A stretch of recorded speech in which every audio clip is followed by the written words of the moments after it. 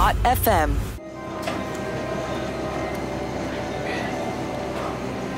Awak nak pergi mana ni? Pergi kerja. Tak nak breakfast dulu? Makan kat office.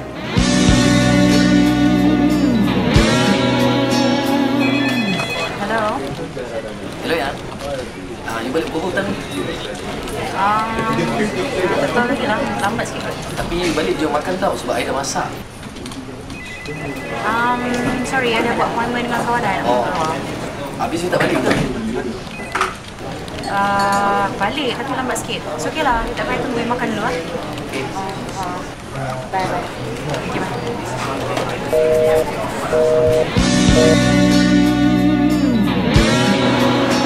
Ya. Korang kenapa ni? Ji, Syul. Apa masalah kau ni, Jak? Kenapa termenung ni? Ini aku lah. Apa masalahnya, Jak? Cuba kau cerita, Jak. Apa Pelik lah bila aku buat breakfast, aku ajak dia makan, dia tak nak. Lepas tu petang kalau aku dah masak, aku beraya tunggu dia balik. Dia macam tak excited pun balik. Mustahil lah, Jak. Sebab setahu kita orang, bini kau adalah orang yang paling baik. Tapi memang tu lah dia buat aku sekarang. Ini mesti kau ada buat apa-apa salah, Jak. Cuba kau ingat betul-betul.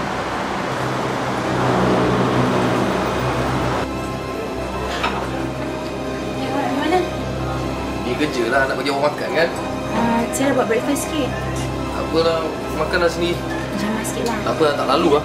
Rembulan cinta dari sinar mata yang bergelora. Hello. Hello? You balik makan dinner tak malam ni? Tak, I tak balik. Baliklah, I dah masak. Tak apa, you makan je lah seorang-seorang kan? I banyak kerja ni, bos semua nak kerja ni, nak kena siap hari ni, tahu tak? Alah. Itulah aku dulu. Nasi dah jadi bubur, Jak. Tapi aku rasa belum terlambat.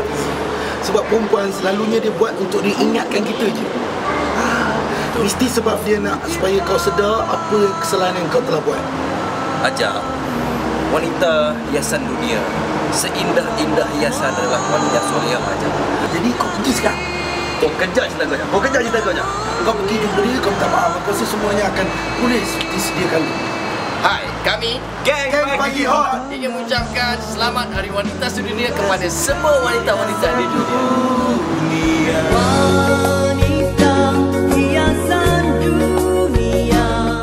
Hot FM.